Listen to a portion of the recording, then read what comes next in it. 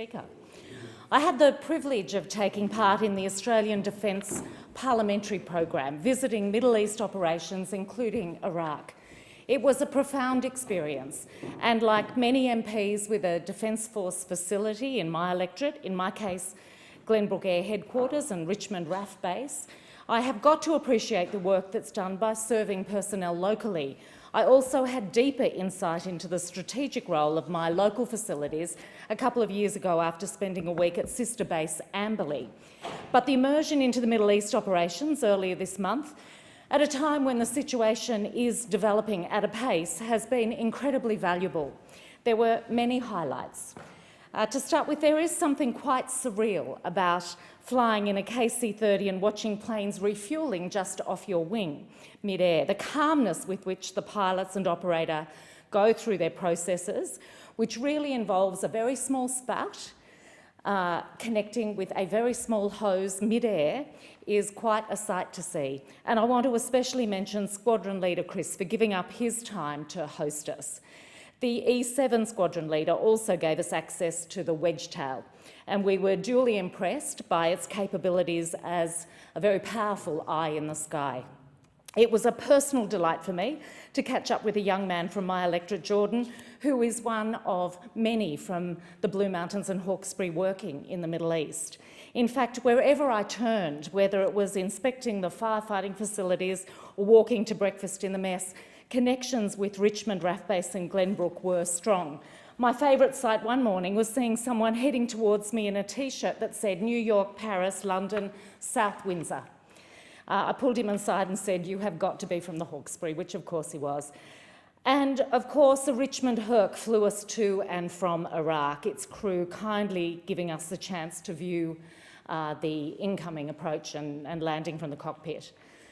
On the ground in Camp Taji in Iraq, we saw firsthand the efforts of Australian Defence Force personnel to help build capacity in the Iraqi military to help stabilise that country. Since 2015, the Australian Army's maintained a training team at the base designated Task Group Taji. The New Zealand Defence Force also contributes personnel, and both were kind enough to include us in their activities.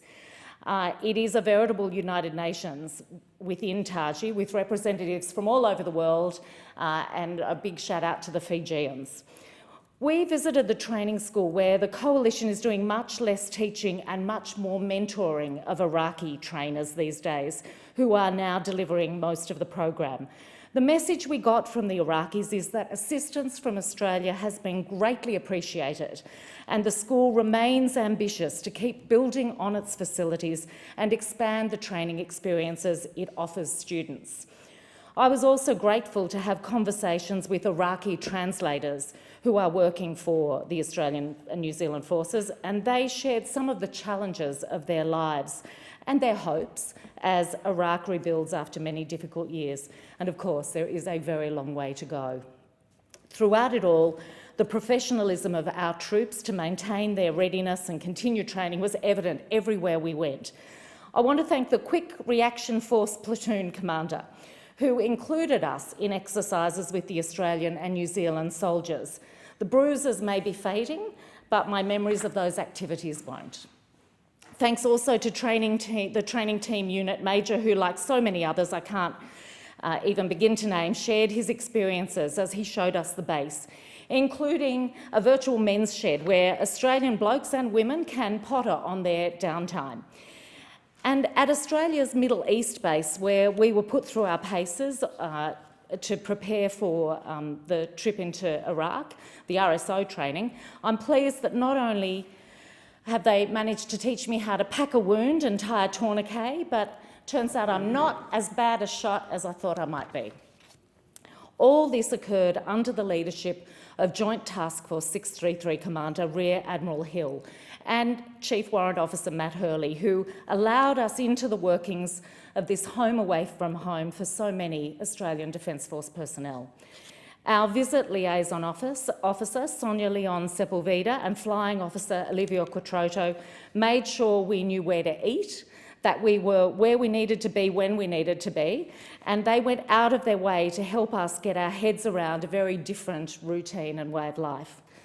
Major James McGarrigle and Major M, our military advisors and security escorts, the most awesome pair, helped us unravel not only what Australia's defence personnel are doing, but also what some of the really big challenging issues are on the ground in the Middle East and what the implications are for Australia. My overriding takeaway, aside from those fading bruises, is the huge personal sacrifices that individuals make when they deploy. It's not just the long hours focused on their job and the 24/7 work environment, even when they're off duty. It is the enormous amount of time they are spending away from family and friends. Now, they're in a really stimulating work environment, and so in my mind, I think that one of the biggest challenges is for those family and friends who are back in Australia. The challenge that it all presents for maintaining relationships and really just the huge thing we ask of people who stay back home. I also appreciated the sense of family that being in the Defence Force confers, especially when you are deployed away from home. They are a bunch who look out for each other. They have a strong sense of purpose and readily welcome people into their ranks, even politicians. And I was very proud to be one of their number for a short while. The ADF visit also highlights for me the debt we owe when people leave the force, and I think there's much we can do in this parliament to ensure that once people have completed their service, that they are treated in an appropriate way as they move into the civilian world. I want to just say about the parliamentary program. It is a really important program for members of parliament to have access to, and I thank the ADF for the effort they put into it to deepen our knowledge. I would certainly encourage all members, whether you have a Defence Force facility in your community or not, and perhaps more so if you don't, because this parliament makes decisions that impacts on the lives of these personnel.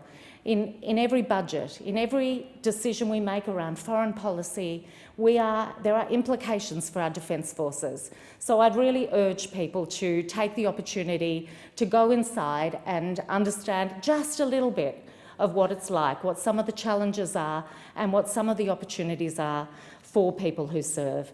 So once again, thank you to the ADF for the enormous effort you make to ensure that we have a safe and a fascinating time as we get to know your world.